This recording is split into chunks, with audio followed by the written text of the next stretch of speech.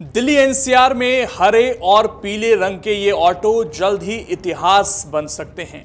वो ऑटो जो लाखों लोगों को रोज उनके गंतव्य तक पहुंचाते हैं, जो छोटे मोटे सफर के लिए लोगों के लिए किसी लाइफलाइन से कम नहीं है।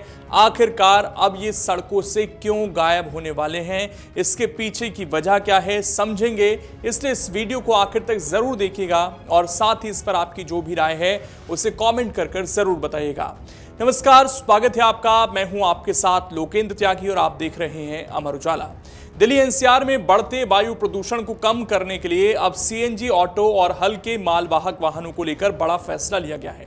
आने वाले समय में दिल्ली एनसीआर में पेट्रोल, डीजल और सीएनजी से चलने वाले कई वाहनों के नए रजिस्ट्रेशन पर चरणबद्ध तरीके से रोक लगाई जाएगी। इसके बदले इलेक्ट्रिक वाहनों को बढ़ावा दिया जाएगा। इसका सीधा असर ऑटो चालकों और छोटे मालवाहक वाहन खरीदने वालों पर पड़ने वाला है।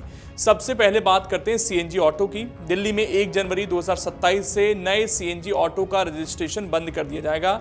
इसके बाद एनसीआर के उन शहरों की बारी आएगी जहां वाहनों की संख्या काफी ज्यादा है। जनवरी 2028 से नोएडा, गाजियाबाद, फरीदाबाद, गुरुग्राम और सोनीपत में नए सीएनजी ऑटो का रजिस्ट्रेशन नहीं हो सकेगा।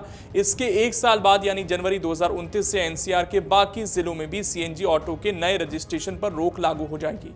इसका मतलब साफ है कि आने वाले सालों में एनसीआर में नए ऑटो के तौर पर इलेक्ट्रिक ऑटो को प्राथमिकता दी जाएगी। सरकार का लक्ष्य धीरे धीरे ऑटो के पूरे बेड़े को इलेक्ट्रिक वाहनों में बदलने का है। यह फैसला वायु गुणवत्ता प्रबंधन आयोग यानी CAQM की ओर से उठाए गए कदमों के तहत लिया गया है।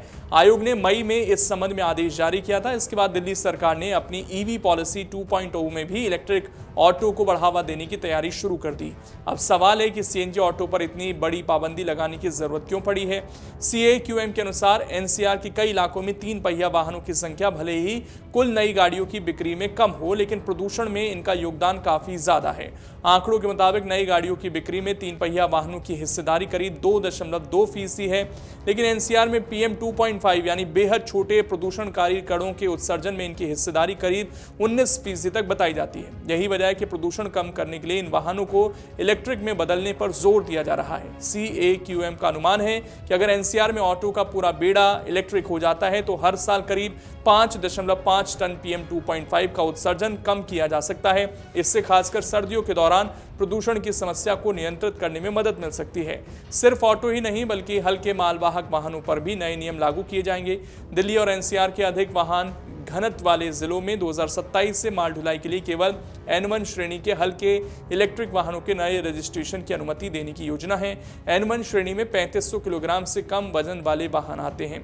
इसके बाद 2028 से इस व्यवस्था को एनसीआर के बाकी जिलों तक भी बढ़ाया जाएगा, यानी पेट्रोल, डीजल और सीएनजी से चलने वाले हल्के मालवाहक वाहनों के नए रजिस्ट्रेशन पर भी धीरे धीरे रोक लगाई जाएगी। वहीं 3500 किलोग्राम से अधिक और 7500 किलोग्राम तक वजन वाले N2 श्रेणी के हल्के मालवाहक वाहनों पर भी पाबंदियां लगेंगी। दिल्ली और एनसीआर के हाई व्हीकल डेंसिटी वाले जिलों में इन वाहनों के नए रजिस्ट्रेशन पर 2028 से रोक लागू करने की तैयारी है।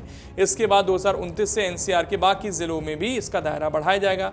हाई व्हीकल डेंसिटी वाले जिलों में गुरुग्राम, फरीदाबाद, सोनीपत, गाजियाबाद और गौतम बुद्ध नगर को शामिल किया गया है। इन इलाकों में वाहनों की संख्या ज्यादा होने के कारण प्रदूषण कम करने के लिए पहले कार्रवाई करने का फैसला लिया गया है। CAQM के मुताबिक एनसीआर के सभी इलाकों में एक साथ इलेक्ट्रिक वाहनों की व्यवस्था लागू करना आसान नहीं है। कई जिलों में अभी चार्जिंग स्टेशन और दूसरी जरूरी इलेक्ट्रिक वाहन सुविधाएं पूरी तरह तैयार नहीं है। इसलिए नियमों को चरणबद्ध तरीके से लागू किया जा रहा है ताकि लोगों को इलेक्ट्रिक वाहनों की ओर जाने के लिए जरूरी सुविधाएं मिल सके। कुल मिलाकर दिल्ली एनसीआर में पेट्रोल, डीजल और सीएनजी से चलने वाले नए कॉमर्शियल वाहनों की जगह इलेक्ट्रिक वाहनों को बढ़ावा देने की दिशा में बड़ा कदम उठाया जा रहा है। आने वाले वर्षों में इसका असर सड़कों पर चलने वाले ऑटो और मालवाहक वाहनों की तस्वीर पर साफ तौर पर दिखाई दे सकता है। अगर आप ये वीडियो YouTube पर देख रहे हैं तो हमारे चैनल को सब्सक्राइब कर बेल आइकन दबाएं और Facebook पर देख रहे हैं तो हमारे पेज को लाइक करें।